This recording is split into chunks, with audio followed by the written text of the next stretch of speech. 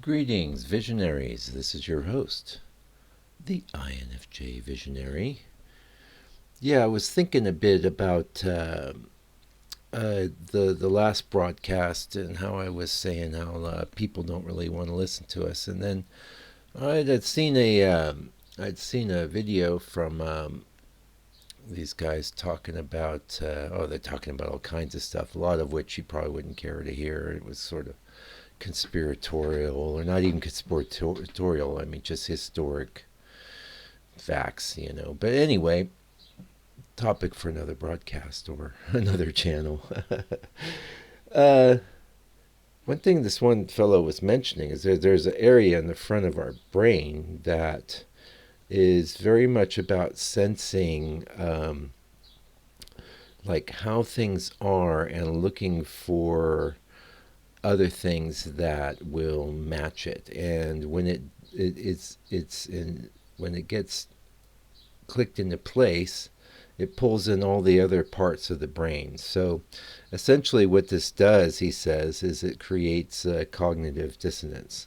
So why would our brains do that? If our brains do it, I will say, I don't really know. But well, because you have to remember that human beings are not.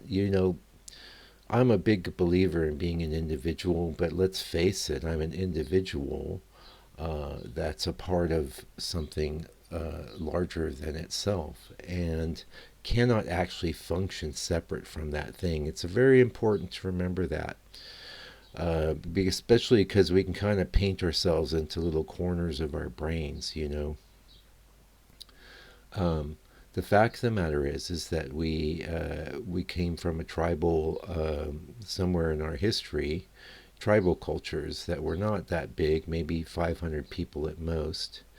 And it was very important that you got on with the other people in the tribe. Otherwise, you might find yourself outside.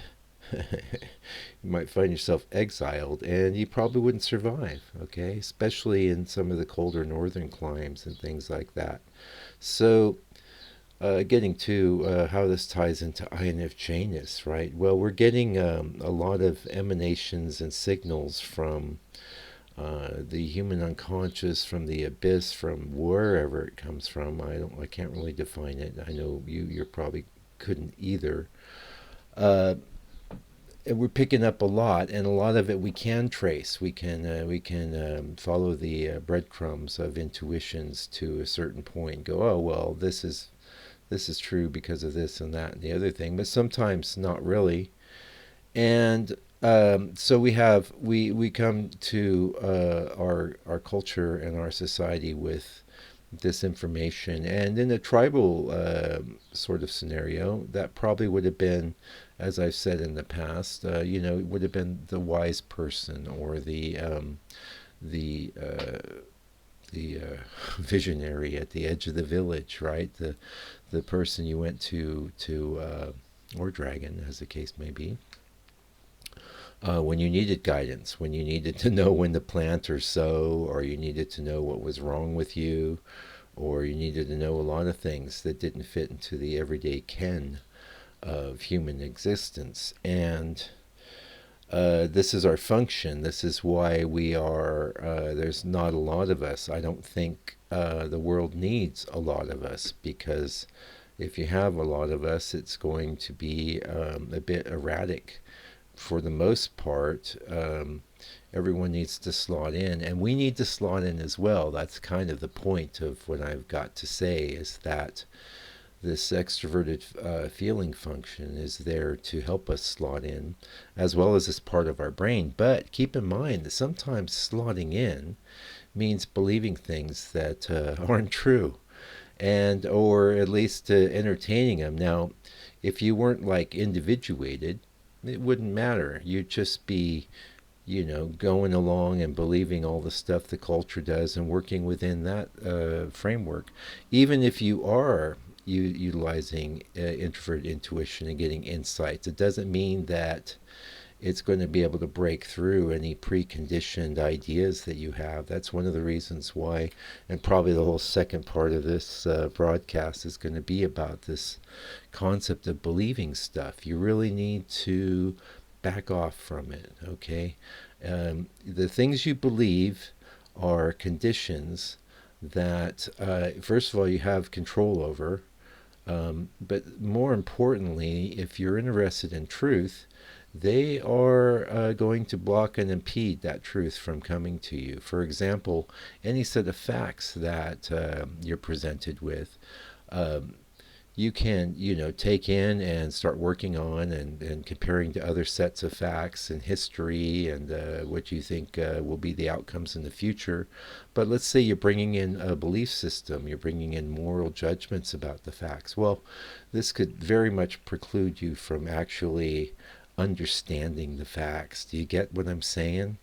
And the fact of the matter is that you don't know most of what you don't know what's true most of the time in most situations. And this is because not only are you not getting good clean facts, you're getting you're getting polluted facts from people that are operating from a standpoint of belief. So anything that they're presenting to you has already been cherry picked.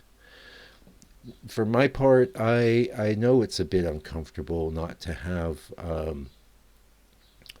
a large framework of preconceived beliefs about things. And obviously, when you look around, you see that this is a solace to people, most people. But perhaps you've evolved to a point where you're questioning and you're actually most interested in the actual truth. And if that's the case, I believe we'll just call it universe, because I think there is a guiding principle that's involved with us as individuals. I don't see it. I do. I entertain the belief, I should say. After all, this is just an idea, but I think a more functional and flexible idea than, say, some sort of omnipresent deity that everyone else is sort of believing in, and it's a looser framework.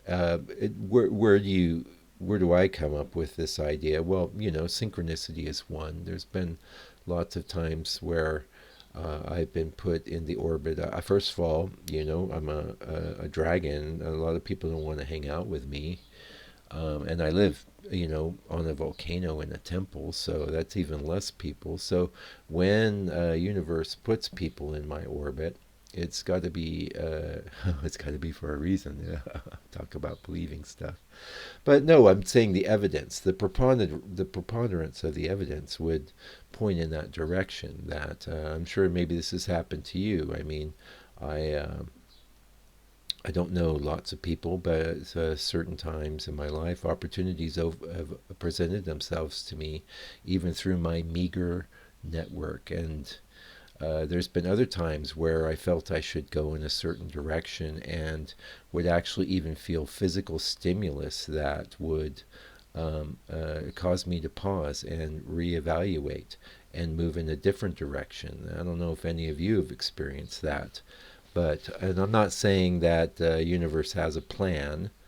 Well, maybe what it has is a preference at times for to gently guide the direction and course of human evolution, and more especially the evolution of our culture, right?